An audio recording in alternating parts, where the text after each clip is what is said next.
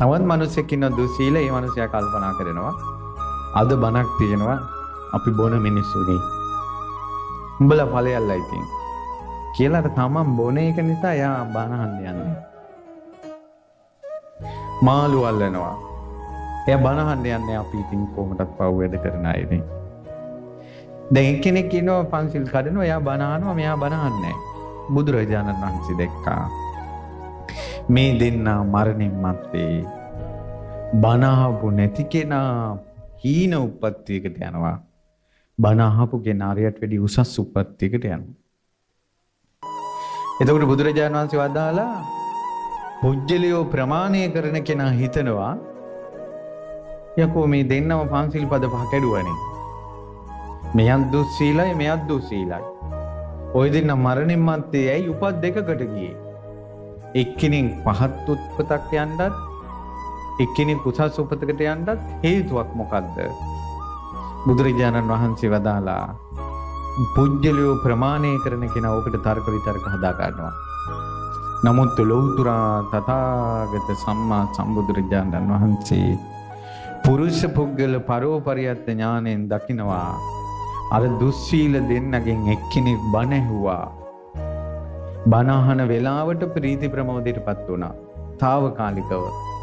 తాවකාලිකව ධම්මෙන් සැනසෙන එකට පාලියෙන් කියන වචනයක් සාමයික විමුක්තිය කියලා. සාමයික විමුක්තිය. නිදහසක් වෙනවා తాවකාලිකව. ඔයාලට බණ අහද්දී తాවකාලිකව හිතට සැනසෙල්ලක් ඇවිල්ලා නැද්ද? ඔළුවේ බර නිදහස් වෙලා සැනසීලා. ඔයාලා අද මෙතෙන්ට සියලු දෙනා මේ පැමිණිලා තියෙන්නේ කවදා හරි බණක් අහලා ඇතිවෙච්ච සාමයික විමුක්තිය නිසා. බණක් අහලා හිතට සැනසෙල්ලක් ඇති වෙලා අද මේ බණ තේනවා කියලා ආරංචියට හොයාගෙන එනවා. ඉතින් බුදුරජාණන් වහන්සේ වදාලා අර දෙදෙනාගෙන් දුස්සීල දෙදෙනාගෙන් එක්කෙනෙක් උසස් තැනකට උස්සලා දැම්මේ අර తాවකාලිකව බණ අහපු දහම් සැඩපහරින් එයාව උස්සලා තිබ්බාතන. ඒක කරන්නේ අර බණ ටිකක් අහපු වෙලාවේ ආපු සැනසille ආනුභාවයෙන්. తాවකාලික සැනසille. ඒ නිසා බණ අහන වේගයට මිනිසුන්ට සිල්වත් වෙන්න අමාරුයි. නමුත් තමන්ගේ ජීවිතේ අඩුපාඩු තිබ්බා කියලා පින්වතුනි ධර්මය අහන්න නැතුව ඉන්න එපා. ඒ ධර්මය අහනකොට හිත සැනසෙනවාද? අඩුපාඩු තියන අය අතර එයා මරණින් මත්තේ අර අඩුපාඩු තිබ්බ අනිත් අයට වඩා එයාගේ උප්පත්තිය උසස්. බුදුරජාණන් වහන්සේ වදාලා සිල්වත් දෙන්නෙක් ඉන්නවා. ඔන්න එක්කෙනෙක් පන්සිල් රකින්නවා පොයට සිල් ගන්නවා. තවත් එක්කෙනෙක් පන්සිල් රකින්නවා පොයට සිල් ගන්නවා. එක්කෙනෙක් බණ අහනවා එක්කෙනෙක් බණ අහන්නේ නැහැ.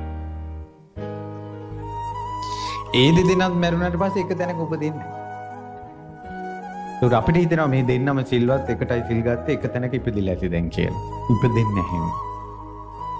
මොකද බණ අහපු කෙනා බණ අහපු නැති කෙනාට වැඩිය ඉහළට ඉස්සෙනවා. විශේෂ වෙනවා යාගේ උප්පත්තිය. හේතුව දහමෙන් එයා උස්සලා දැම්ම උඩට.